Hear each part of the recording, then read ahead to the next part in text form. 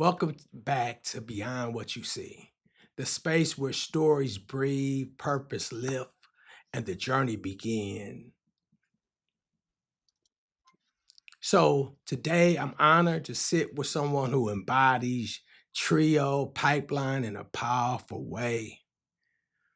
Mr. Teon Austin, the Director of Inclusion and Belonging for Marquette University School of Dentistry. He's a product of Upper Bound Math Science back when it was called SAM Science and Mathematics at Marquette. He's a proud alumni of Marquette University SSS. He served as a counselor here at Marquette University for Upper Bound. He spent over 11 years leading Cardinal Stritch University or leading programs at Cardinal Stritch University, and now he's back home shaping culture, climate, belonging for future dental professionals. Tion is proof that when you invest in young people, they come back and invest in the world. Let's get into the story. So, Tion, you've been connected to Marquette since childhood, literally walking this campus with your grandparents.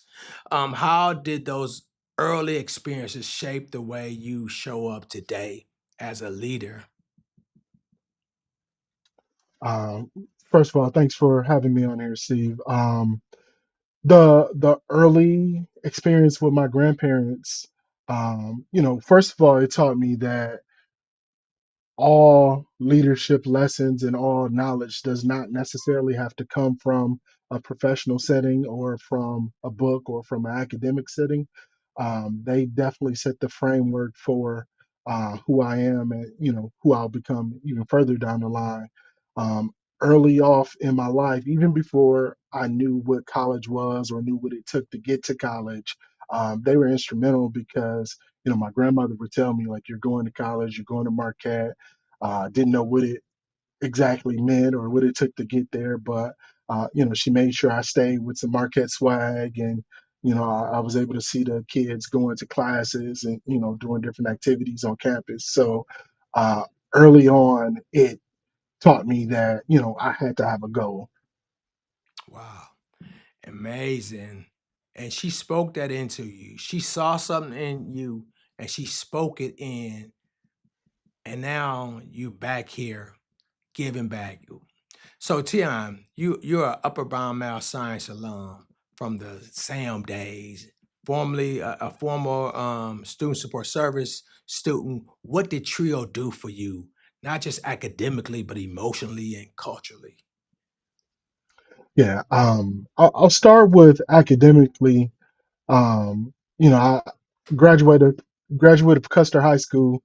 And, I'll never forget the spring of my senior year where, you had everybody talking about like what colleges they wanted to go to. And a lot of them were like these big name colleges, even some Ivy League colleges. And the simple knowledge of the system, like some students hadn't even taken the ACT test, they hadn't even applied for college. And this was back in the day where, if you didn't get those college applications in before December, you could pretty much hang it up until the next cycle.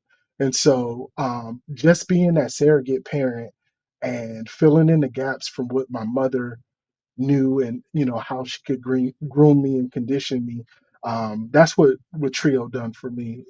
And the other thing is really exposing me to things other than 41st and Center, 12th and Atkinson, 45th and Chambers. My time in the program was my first time leaving the state. It was my first time in an airplane. Um, it was my first time looking at a college campus other than Marquette.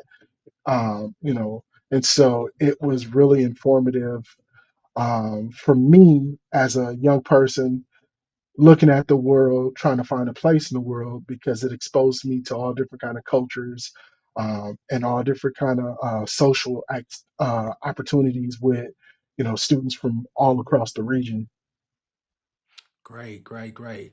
Thinking back to those days in 45th and Chamber days, and Milwaukee Custer days, talk about the time that you heard and came into the Upper Bound Math Science program to the man that you are now, tell me what changed and why do you think it changed and how did it change? For you, I know some things changed. You look a lot older now. You know, you have a clean cut. Back then, I think you had a Jerry curl. But talk about going from that guy, Man. sophomore year, Milwaukee Custer, to the person you are. What changed on the inside of you? What happened? Well, I would say um, the staff that we had in our program, yourself included, uh, Dewan Lowe, Mohammed, like they went over and beyond what they needed to do for their job description. So, they wanted to make sure that not only were we successful in the supplemental curriculum that the program provided, but also they wanted to make sure that one, we felt what a family atmosphere the program was, and two, that we, really had that time where we looked at ourselves in that mirror and, saw, our strengths, our weaknesses, and our opportunities for growth. And so, thinking from the first time I heard about the program, you asked me that, like I did everything possible not to get the application in on time, not to get into the program. It was summertime. I didn't want to give up my summer. I wanted to play basketball. I wanted to, make new friends across the city. We'll say that. And I had a counselor at Custer, Matthew McNeely.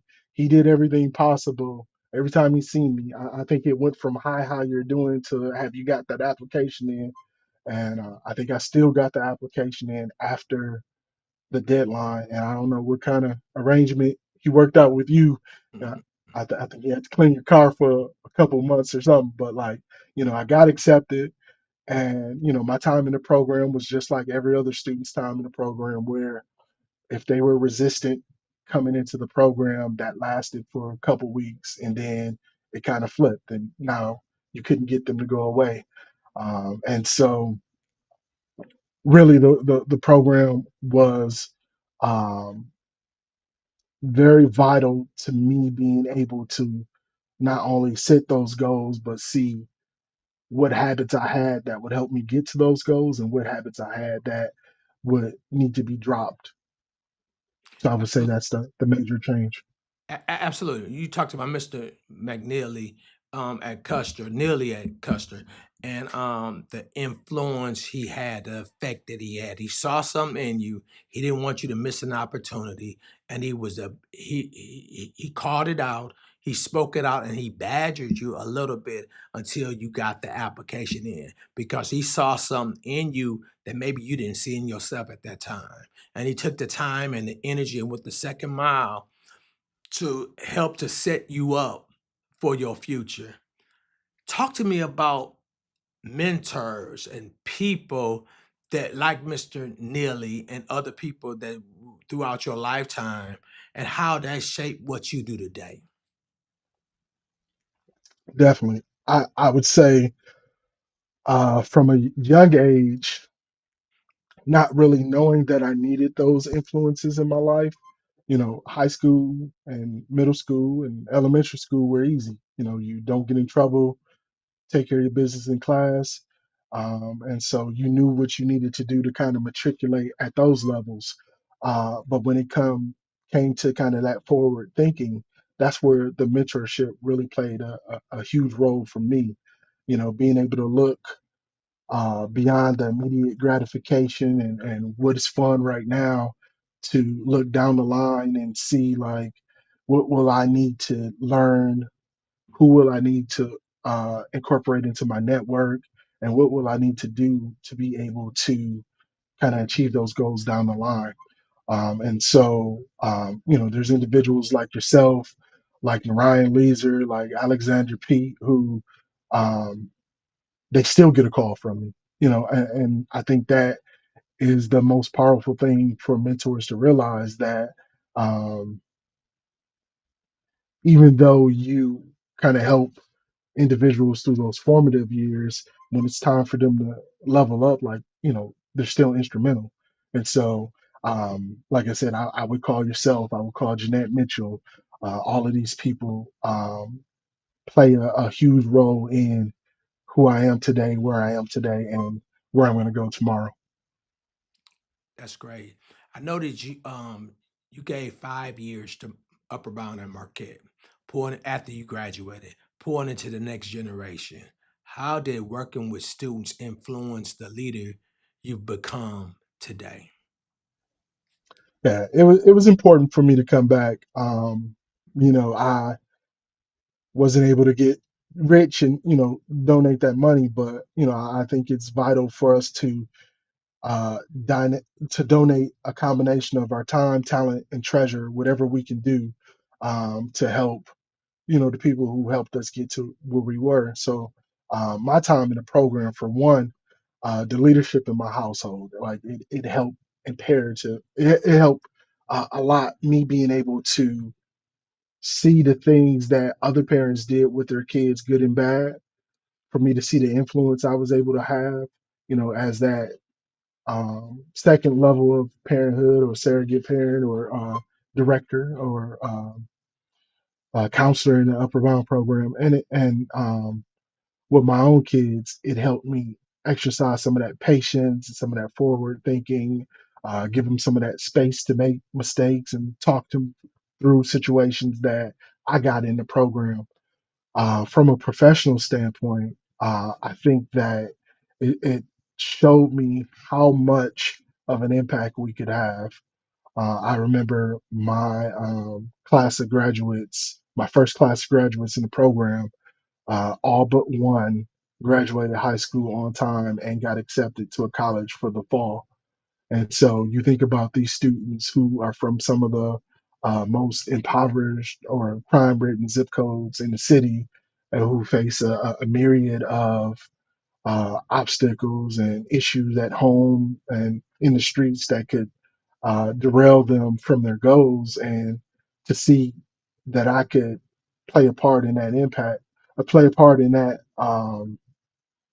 trajectory for them. Even if it was just cheerleading and supporting, uh, it was big. And so I took that into my professional approach to management and leadership and community service, to really try to put people in a spot where they can be the most successful and where they can utilize their talents.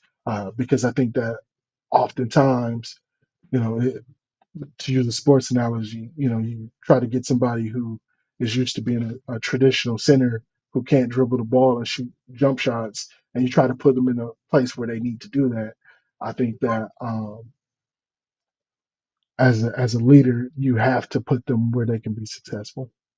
Can you speak, talk about leadership, talk about mentorship, talking about fatherhood, all of that, director, being a director, counselor, all the different roles that you play.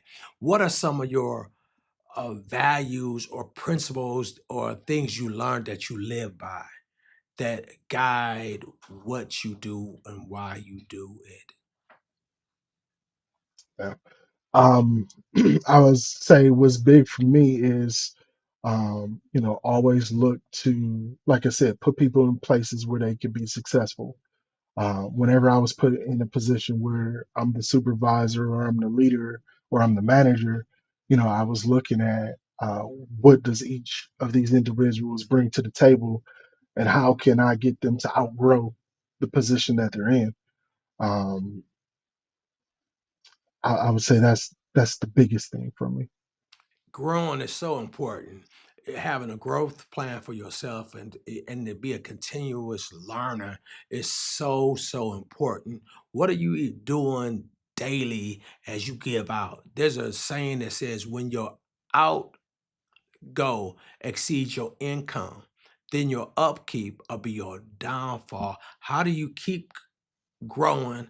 How do you keep staying full and filling up your pot as you give out to make a difference in so many lives? Yeah, I would say for me, like I remember when I was in grad school, I had two full-time jobs in full-time grad school and four kids at home. Mm. I would always joke like, if I can make it to the house, I'm okay.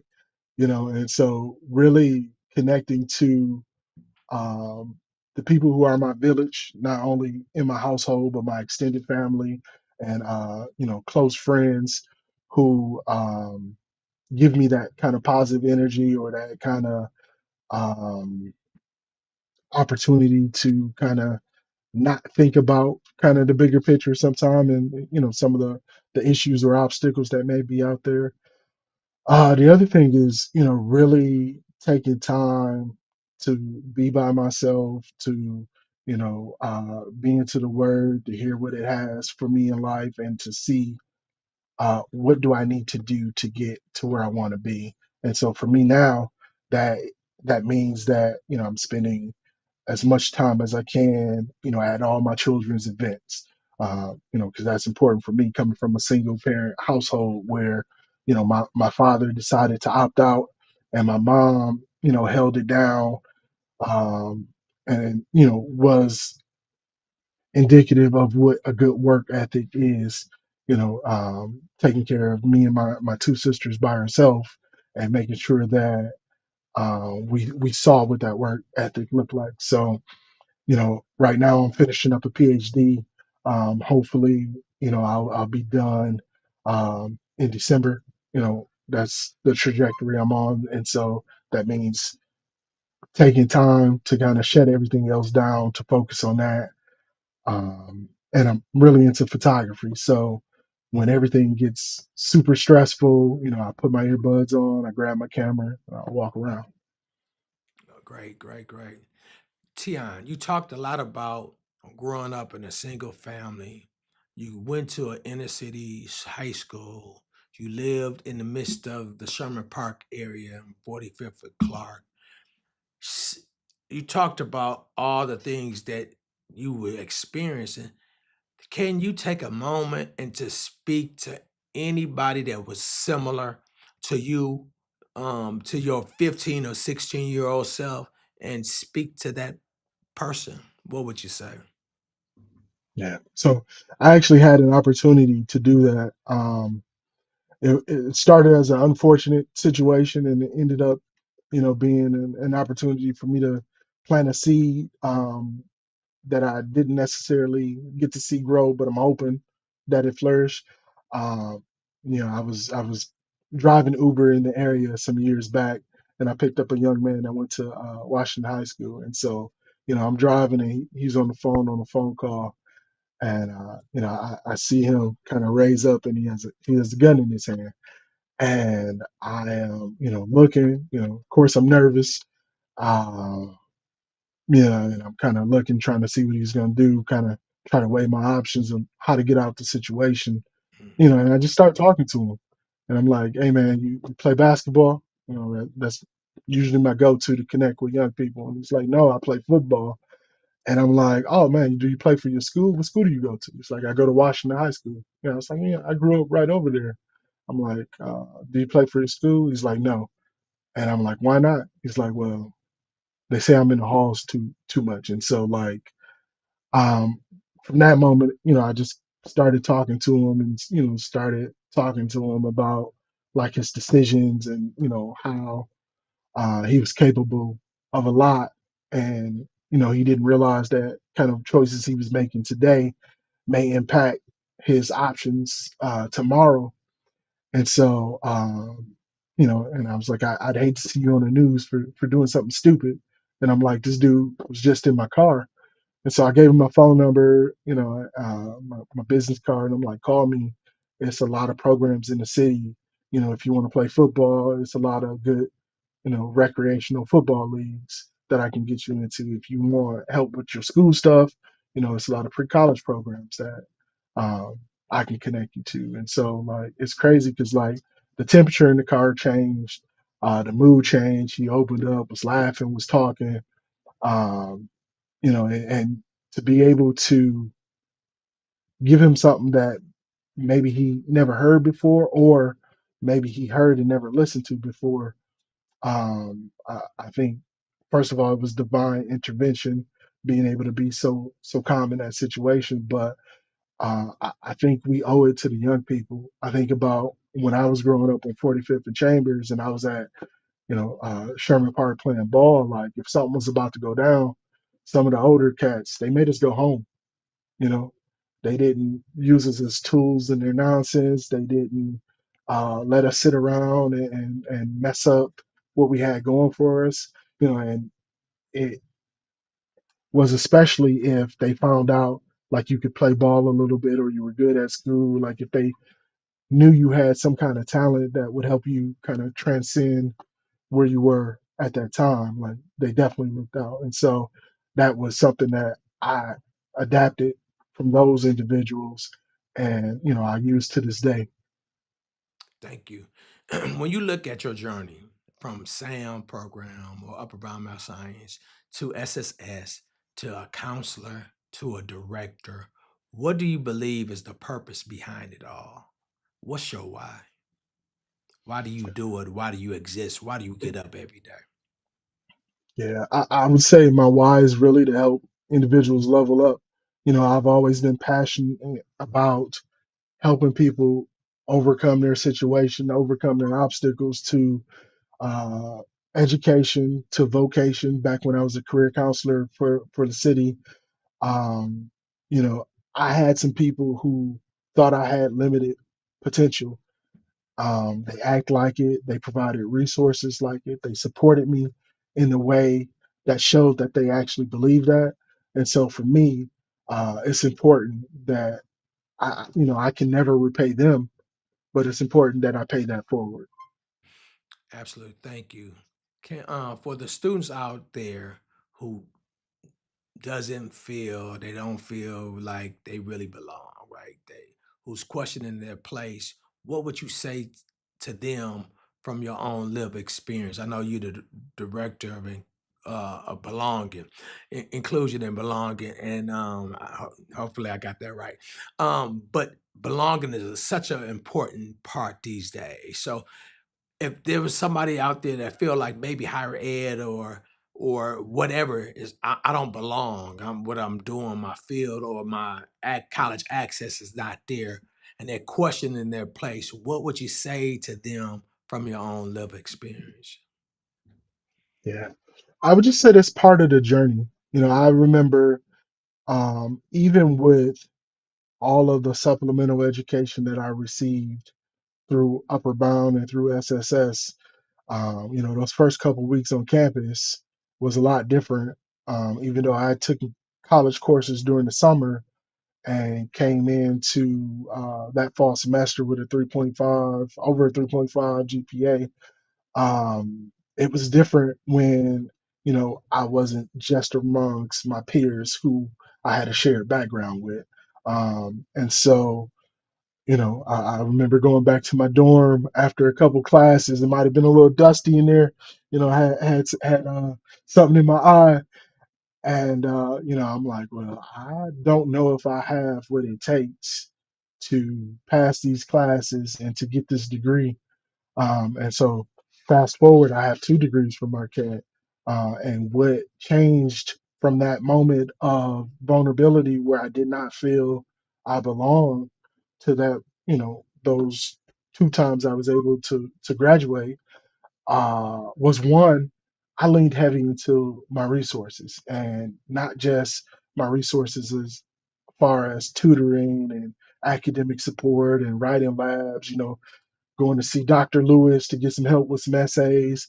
But I leaned into the individuals in my life that fed the different things I needed to be successful. And so I knew who to call when I needed some laughs. I knew who to call when I needed to go out and have a good time. I knew who to call when I needed to be checked. And so I think that whenever you're starting something new or whenever you're off on a new journey, you don't belong until you pick up the tools you need to be successful. And so it's important to make that connection. It's important to do that constant reflection, and it's important to make the adjustments you need. So Mr. Tion, I know that you finishing up your PhD, your dissertation.